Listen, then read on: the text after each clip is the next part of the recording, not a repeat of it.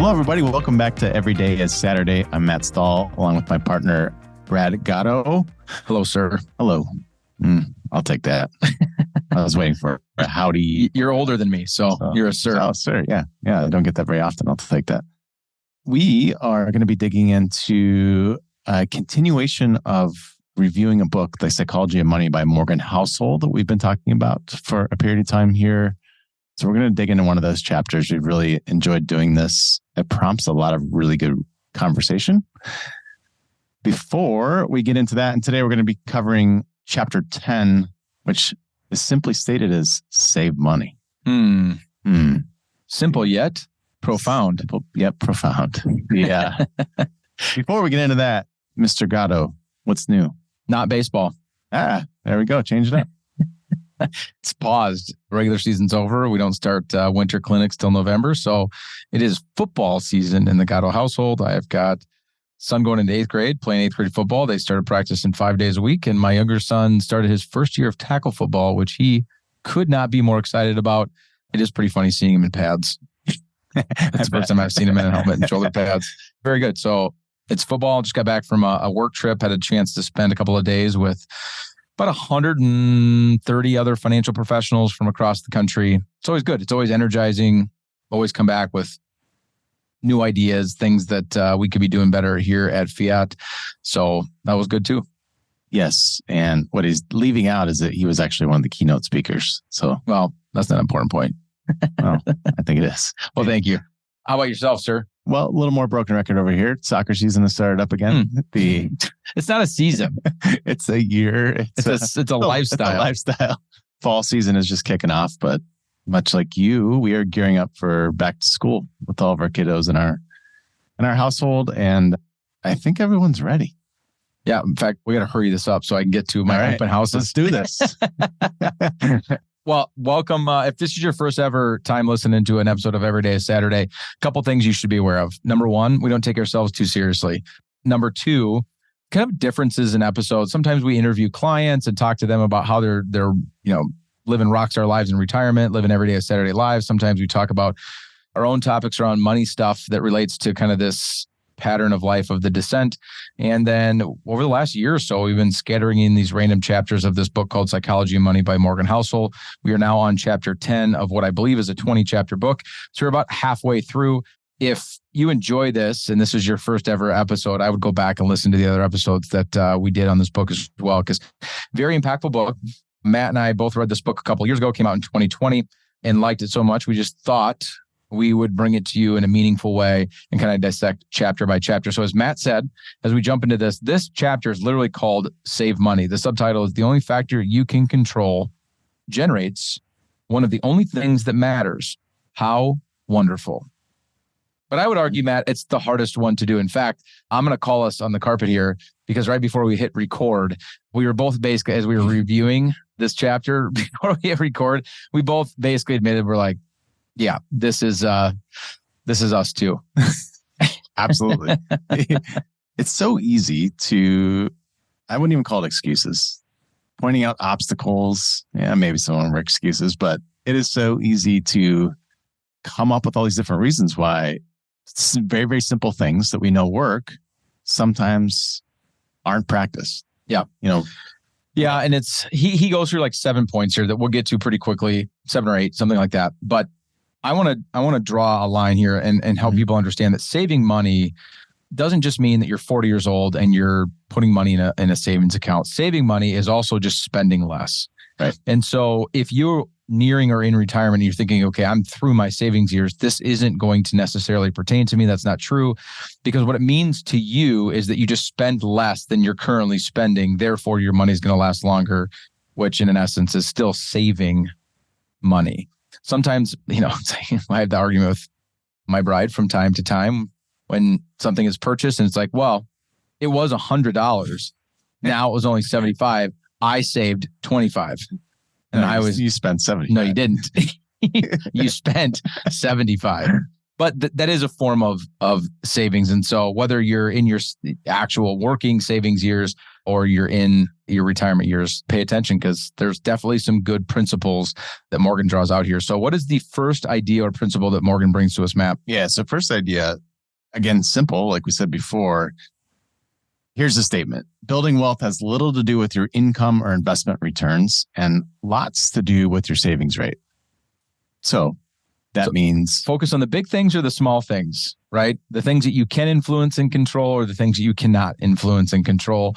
And Morgan's point here is pretty simple. Stop focusing so much on how your money's growing, but how much money you're actually saving yourself. Yeah. And he goes through several easy way to think about this. If I make $1 million a year and I spend $1,001 per year, I'm going to be less wealthy than the person that makes $100,000 per year and saves $50,000 of that.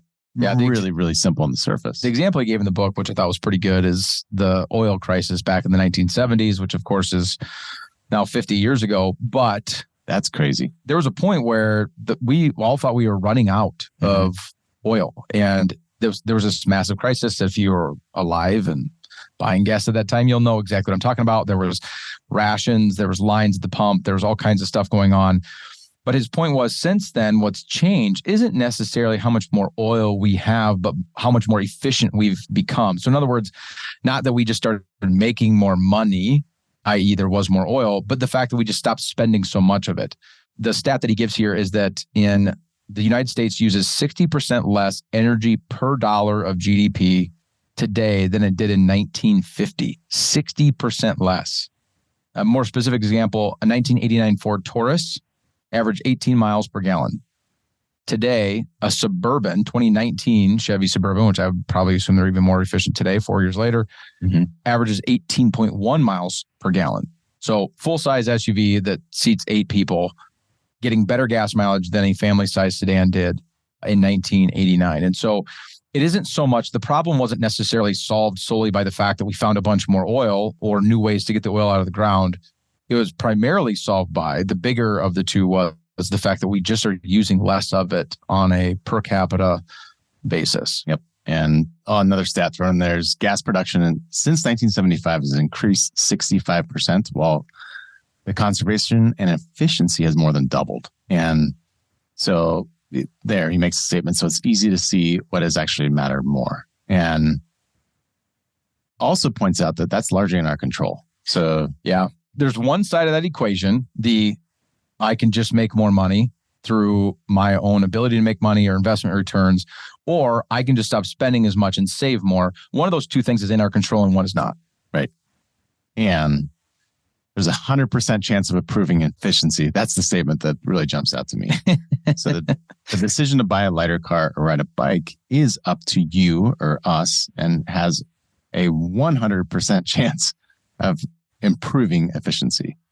Yeah, I think the last statement before we get to his second point here is, he says, I'm just going to read this word for word, since you can build wealth without a high income, but have no chance of building wealth without a high savings rate, it is clear which one matters more. Love it. Has nothing to do with how much income you have, it's how much you actually save. Yep. All right, let's go on to point number 2. The value of wealth is relative to what you need. Here we get into a conundrum right away, though, because it's what's the definition of need versus want? And I would argue that as Americans, we use the word need in place of want a lot. I need my Starbucks. That sound familiar? I think the reason you use that example is because it's not painful for you because you're not a Starbucks guy. I'm not really. I'll enjoy it, but I don't need it. But easier to point out other people's flaws. For sure. I know there's got to be something at the tip of your tongue that you're going to point out. No, I'm going to leave you alone. I'm going to leave you alone. I'm not going to do that to you on a podcast. Maybe later. You can email me and I'll give you exactly what I was thinking. He has a long list. Knows me very well. It's definitely not cars. That's not what it is. So again, more importantly, the value of wealth is relative to what you need. Defining need. He says here, I'm better off than you are despite being a worse investor. What he means by that is telling a story about two people, one gets 8%, one gets 12% rates of return. And how in the world can the person that gets an 8% rate of return be better off than the person that gets 12? Well, it's quite simple. how much money are they saving over time into those accounts, earning those rates of return. And it's the amount that you put in the account that has a greater effect on the outcome, of course, than the return you earn on the money itself. Mm-hmm. And I think a stat that he points out here, the amount of time and effort that goes into achieving just 0.1% of annual investment outperformance. So he talks about the millions of hours of research, the effort from all the professionals, all of that just to squeeze out an additional 0.1%. As opposed to... Yeah, and you and I do this and have these conversations all the time with prospective families, right? When they're talking to us about fees and expenses, not only the fees and expenses, the labor that is fiat, but the materials cost, the investments that you buy. And we play this game, right? We want to be as efficient as we possibly can when it comes to that. It's not that we want to overpay necessarily, but that's looking at the tree. Where the forest is, how much money are you putting into the account, right, every year? Or again, like I talked about in the beginning, as a retiree, how much are you actually pulling out every single month? Right. Which is what really matters more. Something we have control over, or at least to a degree, right? Yep. He ends that little section by saying, usually when you're chasing the kind of that 0.1% after all those hours of research and all that kind of stuff, is there are usually 2 or 3 full percentage points of lifestyle bloat in their finances that could be exploited with much less effort. Yes. I also am not a big Starbucks guy, so we use that as our example. I like that. I like that example. We're dodging all accountability here. Should we even be saying that on a podcast? Coffee. I'm a huge coffee guy. I'm not a go to the store and get a coffee guy. I don't know if we can use that. I don't know. It's staying in there. Yep. Emily, you deal with it. Okay. Point number 3 is past a certain level of income. What you need is just what sits below your ego. Let's skip this one. Let's skip this one, huh? Yeah. I don't want to talk about this. I love the statement. I just want to pull a couple statements out of here, but spending beyond a pretty low level of materialism is mostly a reflection of ego approaching income. And think of it like this. As one of the most powerful ways to increase your savings isn't to raise your income, it's to raise your humility. I like that. That didn't hurt at all. We're all guilty of this, right? Yeah. No matter what. And we all have our thing. Yep. Right. Mine is not cars, but there's other things, right? So one statement that I love, the way he sums this up, people with enduring personal financial success, not necessarily those with high incomes, tend to have a propensity to not give a damn what others think about them. It's so true, though. It is, for sure. Yeah, I think the comment there that I highlighted and then circled with the highlighter was it's to raise your humility. Super important point. And I guess we have to understand too, here, I'm going to let us all off the hook here just a little bit.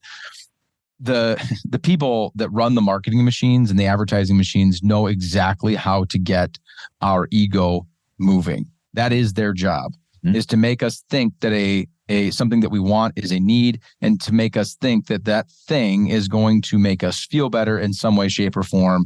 And that could be an internal feel that they're going after, an external feel, but they're really, really good at it. And the average American sees literally thousands of advertisements every single day. So it's a battle that we'll always have to fight, is that desire for our lifestyle to match our ego. So his next point here is, so people's ability to save is more in their control than they might think. And I don't know that we need to spend a ton of time on this one, because that seems pretty obvious. You could spend less. We all could spend less. Right. Everybody listening to this episode knows there's fat somewhere in our budget or in our just day-to-day spending where we could cut things out. Absolutely. There's a pretty bold statement that's buried in there that comes up over and over again, but he makes a statement: money relies more on psychology than finance. And I think we would both wholeheartedly agree with that statement. And this overarching theme is that this is a mindset. It is the mindset of needing less than what is there. Yep. And it doesn't really matter what the numbers are. Yeah. Right. So Matt, what's one example of some bloat for you? Some bloat.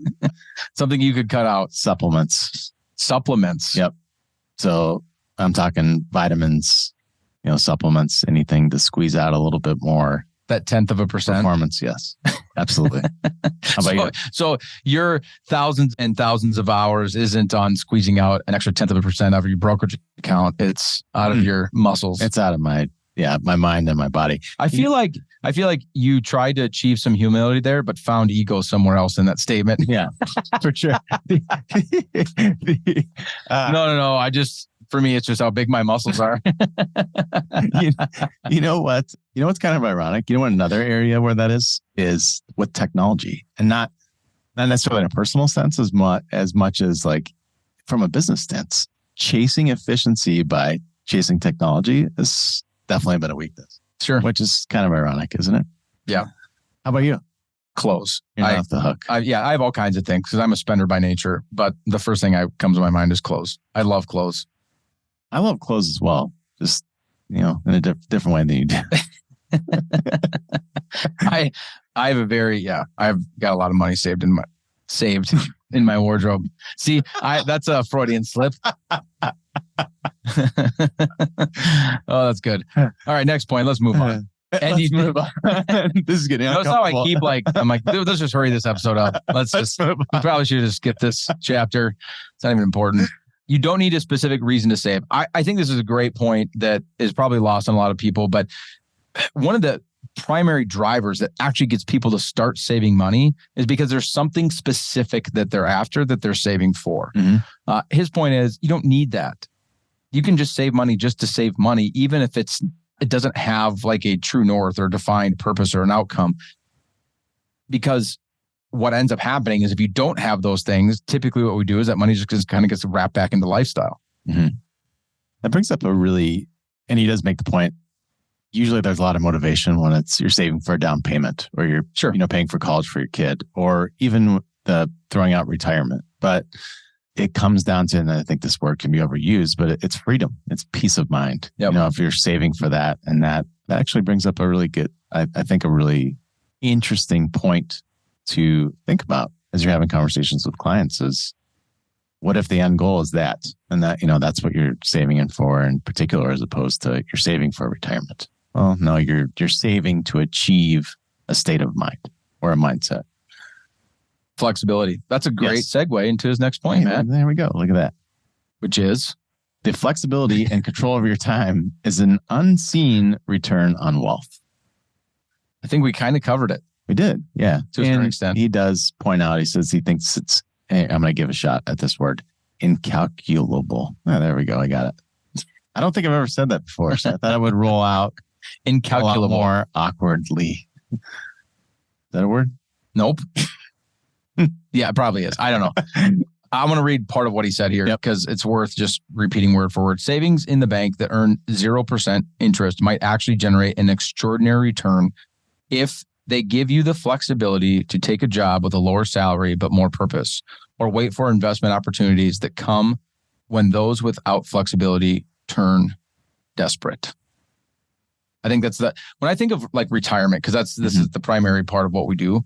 It's not so much about the fact that you're not working in whatever job it was that you had before. Retirement to me is, I guess, more defined. And this is partly because, I guess, on my opinion, but it's also just partly true. Like when you actually watch the way, quote unquote, people retire, it's more about the flexibility to work when you want to work and the job that you want to work in. Right. We'll often see people retire and go start a new business. It doesn't mean that they're chasing the income necessarily, but they like you still want to give value to those around you. I think deep down we all do want to do that. And it is just the freedom to do those things where you feel like you can bring the most value to those around you in the world in general. Prime example, my dad retired last November and he just went back and got a job. Yeah. I would still say he's absolutely retired, but the job he got is something he likes to do. And it's on his terms, his hours. He basically went in there and said, I'll work, but these are the hours I want to work and the days I want to work. And I'm not working outside of that at all. And they took it. Yeah. So the ability to have that flexibility to do the thing that you want and do it when you want is true freedom. And that came because of savings. Yep. Wouldn't be able to make that decision if you needed to have that full-time job that just paid bills. Yeah. Love it. All right. Next point. And that hidden return is becoming more important. And what he means by that is in the world that we live in today, that leverage or that opportunity is becoming even more and more important, because the world we live in is shifting from a hyper local sense to a very, very global sense. So whereas you used to, if I was a widget maker and I lived in a town of 1,000 people, 100 years ago, I was competing with the other people in my town. Yeah. These days, you're competing with billions of people. And so again, the hidden return being this flexibility that we're talking about, the ability to remain flexible in a world and an environment where it's far more competitive, and intelligence in a non-globalized economy is worth a lot and go a long ways, because you only have the pool at which you're competing isn't that large. Just kind of repeating in a different way what you said. Now you're competing against the planet, essentially. Yep. Because, I was just talking to another friend of mine that works out in New York, and they're looking to hire a new executive for their company. And that day he was interviewing somebody in Sweden. Crazy. For this company based out of New York City. And they have one of their other executives that's already on the team lives in Singapore. Jeez. So it's doesn't matter these days where you live or what's going on. You're competing against the world. And so that your intelligence and your smarts aren't worth what they used to be, because now the pool is so big. What is worth more, he's arguing in this book, is that flexibility to take the job that you want to take when you want to take it, and to be able to wait for that opportunity in your life. And we all know none of that happens if you don't have the flexibility financially to do that, which comes all the way back to this idea of need to be saving money. Yeah. One statement that jumps out to me is having more control over your time and options is becoming one of the most valuable currencies in the world. Yeah, it's awesome. And I saw, and I don't remember where I saw this, but something along the lines of the new status symbol is that, the ability to have that freedom, which I thought was kind of entertaining to a degree, but that is true. I do agree with that wholeheartedly. Well, and if you stop and think about the people that you admire, or that you have a little bit of jealousy of, or you covet the things that, like, usually that's the highest level of like jealousy is, man, they get to do whatever they want, whenever they want. When they want, with who they want. Right. That's like the big thing up here. Yeah. It's not the actual material possessions that they have while they're living that type of lifestyle. It's not the things that they have, physical things that they have, that we tend to be jealous of. It's that. It's right. Their ability to do the things they want when they want, which comes down to financial flexibility, which comes down to this all the way back to saving and how important that is, and not focusing so much on these other things, or like that point that he made about, these firms that spend billions of dollars trying to squeak out an extra 0.1%, when in reality, we could all have 2 to 3% more just by the way we spend money versus the way we're trying to squeak out our savings. Yeah. Gosh, I'm inspired. Does that mean you're going to stop buying so many supplements? I'm going to slow down. That was very vague. Not a yes. I'm going to slow down. No commitment there. There was, I feel like I'm your psychologist and you just try to get away with like, no. I'll slow down. I'll take them at 9 a.m. instead of 8 a.m. Good stuff. Morgan Housel, like we've said in the past, is a rock star. If, again, you're unfamiliar, the book is The Psychology of Money by Morgan Housel. I think it came out in 2020. There it is. If you're watching on YouTube, there's the book. We can always put the link on how to buy the book. This is not our book. We don't make any money. So we're not promoting this for any reason other than it's just a really good place for people to constantly go back to. It's actually been a little bit cathartic going through it with you at this pace, because I read it very quickly because I was infatuated with it. To go back and dissect every chapter has been great. So coming up, the next time we go through this book, to give you a little bit of a teaser, is chapter 11. Matt, what's chapter 11 about? Chapter 11 is reasonable is greater than rational. Ooh, that's a big cliffhanger. Should we just leave it there? We should. Again, give no more detail. I like that. Reasonable is greater than rational.